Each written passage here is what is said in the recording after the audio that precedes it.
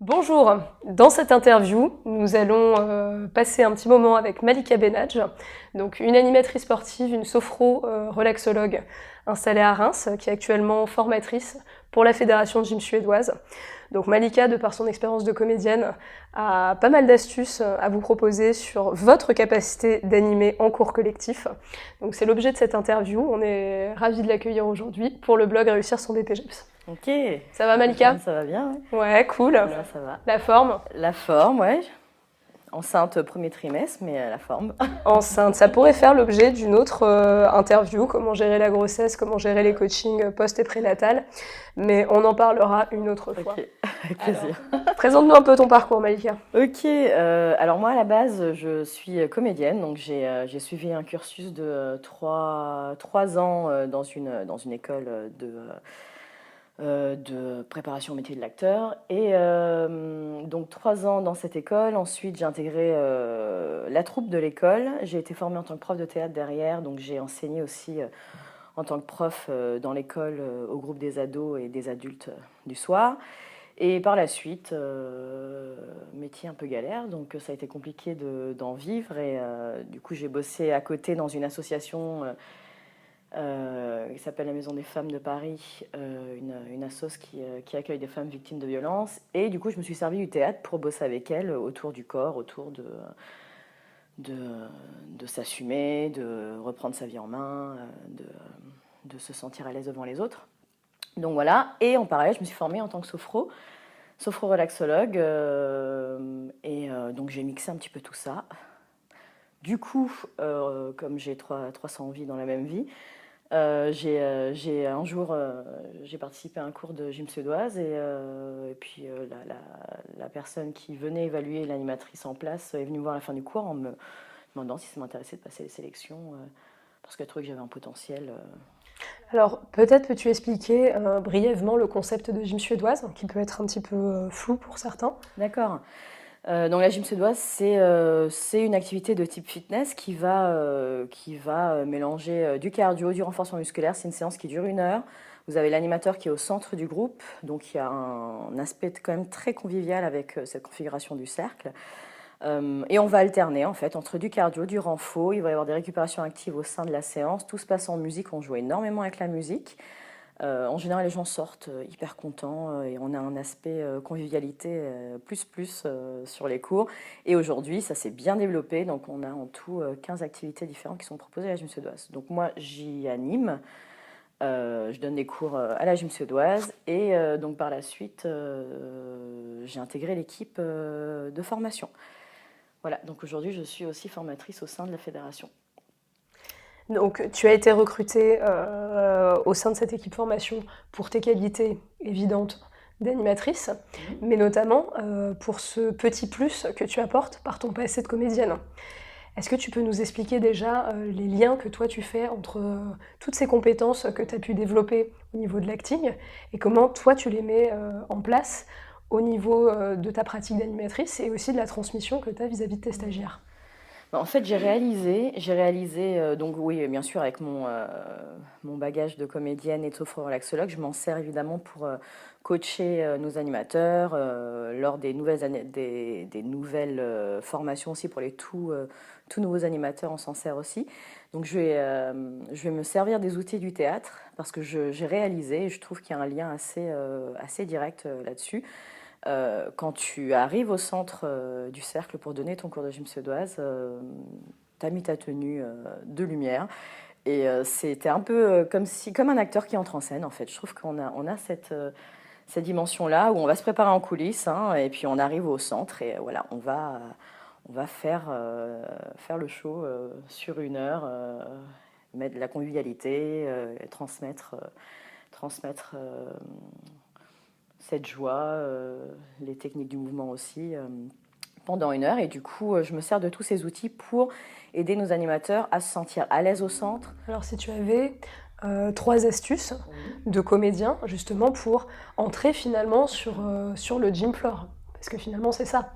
C'est un peu ça.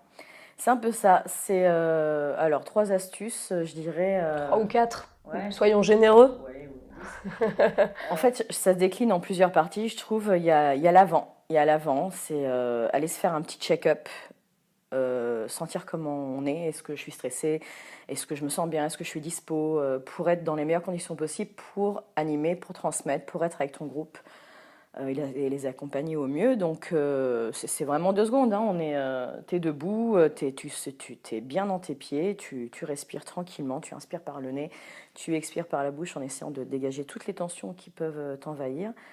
Et voilà, faire un petit check-up rapide juste pour être dans son corps. Parce que si toi, tu n'es pas dans ton corps, si tu n'es pas équilibré, si tu n'es pas présent, ce qui peut être le cas hein, dans notre quotidien, on est dans notre vie, on est en train de se projeter sur ce qu'on va faire après ou alors ce qu'on a fait avant, mais on a du mal à être sur le moment présent. Et là, c'est vraiment ça.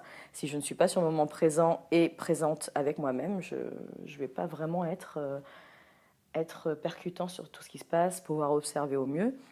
Donc ça, je dirais que c'est une des astuces, la première. Et si je suis du coup le fil de ta pensée, d'une manière très pratique, cela va quand même de pair avec le fait d'arriver en avance. Exactement, exactement. De créer le lien déjà avec tes participants qui arrivent, qu'ils démystifient aussi le moment où vous entrez. Enfin, je parle aussi pour la gym suédoise, étant donné qu'il y a la configuration du cercle. Tu arrives au milieu du cercle et si tu n'as pas créé un contact avant avec tes participants, il y a un petit côté, le prof de gym. Il va manquer cette convivialité et cette accessibilité qu'on a quand on discute avec nos participants au début. Même retenir leur prénom, hein, quand c'est des habitués, c'est assez sympa.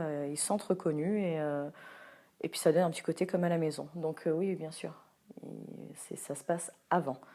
Ça se passe avant. Toi, tu te fais ton check-up, tu arrives ensuite, tu es dispo, sympa, tu échanges avec les gens. S'ils ont des questions, tu es là pour y répondre. Et voilà. Donc bon, déjà on voit qu'une qualité essentielle de l'animateur sportif pour booster sa capacité d'animation, ponctualité. On n'arrive pas à l'arrache. Ouais. Oui, non, vraiment. Mais ça, c'est vraiment hyper important parce que quand tu arrives au dernier moment, bon, ça peut arriver. Hein, si ça arrive, il faut vraiment que tu fasses ton petit scan rapido, que tu t'ancres. Mais en général, on met du temps avant d'être là, avant d'être vraiment présent. Tu fais ton truc, mais tu n'es pas avec les gens et du coup, ça perd vraiment, vraiment en qualité. Donc, ouais, hyper important d'arriver avant l'heure.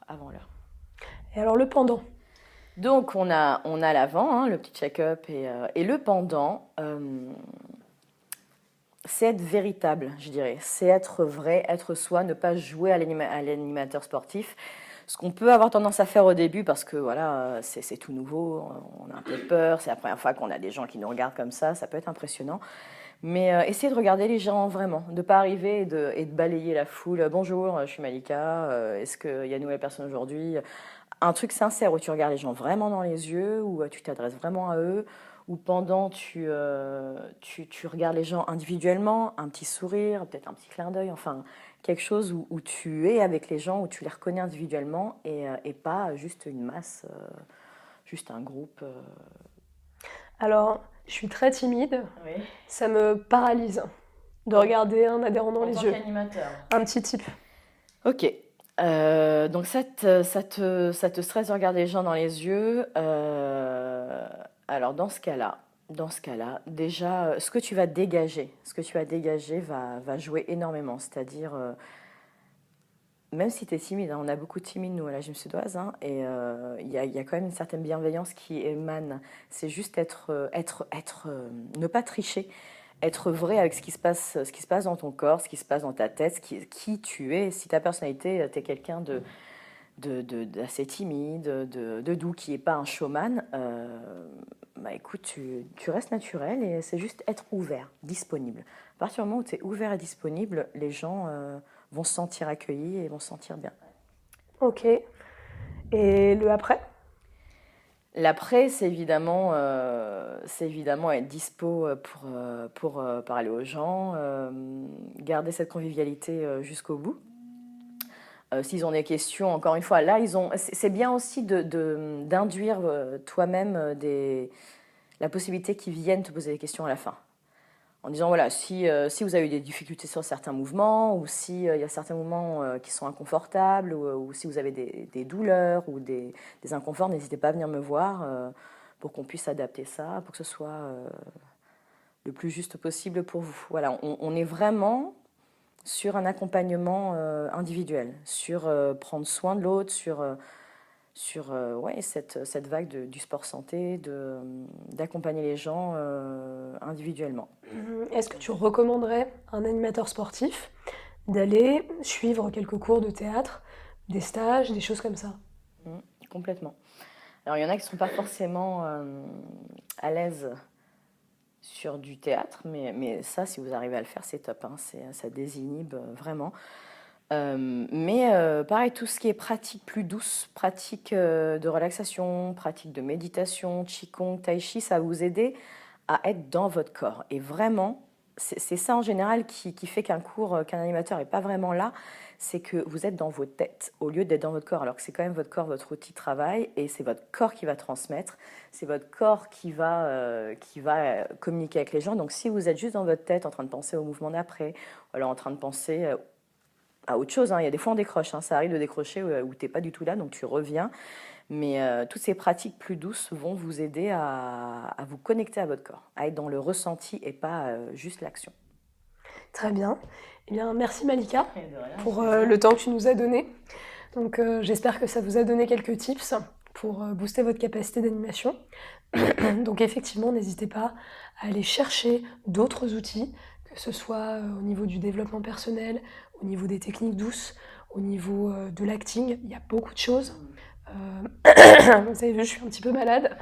Que ce soit sur du e-learning, sur du présentiel, ou même des échanges, ou même aller suivre d'autres cours, ça va vraiment vous inspirer. Et si je peux ajouter une petite chose, c'est si vous allez suivre d'autres cours, c'est de voir ce qui vous plaît chez cet animateur. Qu'est-ce qui m'accroche? Et du coup, aller chercher chez vous ou ce que vous pouvez déclencher à ce niveau-là. Ouais. Restez authentique. Voilà. Donc, ça pourra être l'objet d'une prochaine interview et d'un prochain article. Donc on se donne rendez-vous prochainement sur le blog Réussir son BPGEPS, le blog qui vous aide à rentrer dans votre carrière d'éducateur sportif. À bientôt.